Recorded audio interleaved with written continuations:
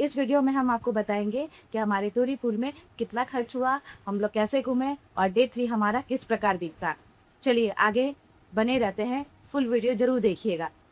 सबसे पहले हम लोग सुबह 6:30 बजे अपने होटल से चेकआउट करके बाहर निकल जाते हैं और साथ ही अपना सारा सामान ले लेते हैं, क्योंकि शायद भुवनेश्वर में हम लोगों को ट्रेन भुवनेश्वर स्टेशन में ही बैठना पड़ जाए। 1 घंटा लगभग ट्रैवल करने के बाद हम लोग पहुंच जाते हैं सैंड आर्ट म्यूज़ियम। ये म्यूज़ियम बहुत ही अच्छा है। अगर समय है तो आप जल्दी निकलकर आराम से लगभग 6 बजे से 7 बजे के बीच पहुंच सकते हैं। 6 बजे से ये खुलना स्टार्ट हो जाता है। टिकट लेने के बाद हम लोग वहाँ पर लगभग 1 घंटा का समय देते हैं, जिसमें कि आधा घंटा घूमने फिरने में बीत जाता है और आधा घंटा फ़ोटो वगैरह क्लिक करने में लग जाता है। आप भी कोशिश करें कम से कम समय देकर वहाँ से निकल जाए। यहाँ का टिकट का चार्ज 40 रुपये पर पर्सन लगता है।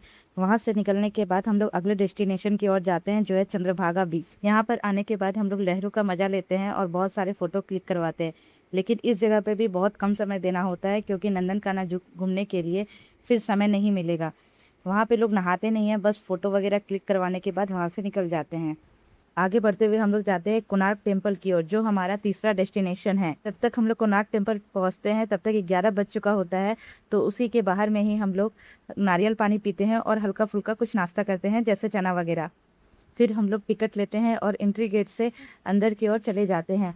जैसे ही हम लोग एंट्री गेट पे पहुंचते हैं, वहाँ पे 2 गेट होता है, एक ऑनलाइन टिकट का और एक ऑफलाइन टिकट का। आप अपने अनुसार जिस तरह का टिकट लिए हैं उसके अनुसार अंदर जा सकते हैं। अंदर पहुंचने पर आपको बहुत सारे गाइड मिलेंगे।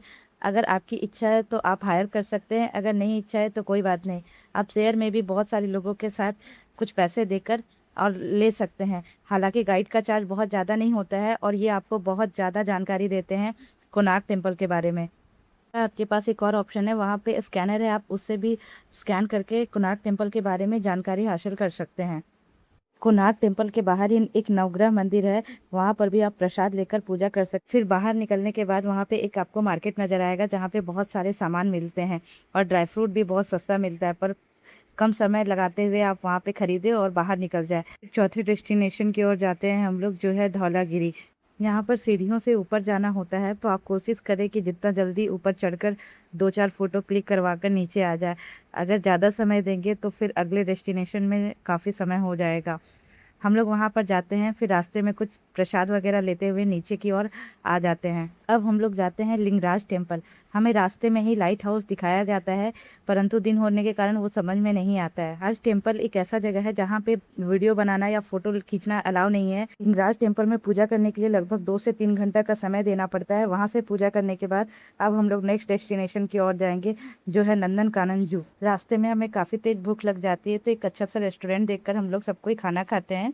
फिर नंदनकानन जू की ओर बढ़ते हैं। पहुँचने के बाद हम लोग टिकट लेते हैं और उसके बाद अंदर घूमने चले जाते हैं।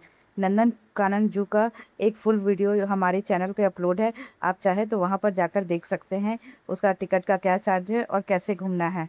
वहाँ पर घूमते हुए हमें लगभग अंधेरा हो जाता है और 7 बज चुका होता है। फिर हम लोग हल्का नाश्ता करने के बाद अपने स्टेशन की ओर चले जाते हैं। गाड़ी के लिए हमारा खर्च गया अपना 4500 रुपये, जिसमें कि 8 लोग थे, लेकिन हम लोग 7 ही लोग थे तो उसमें डिस्ट्रीब्यूट हो गया था।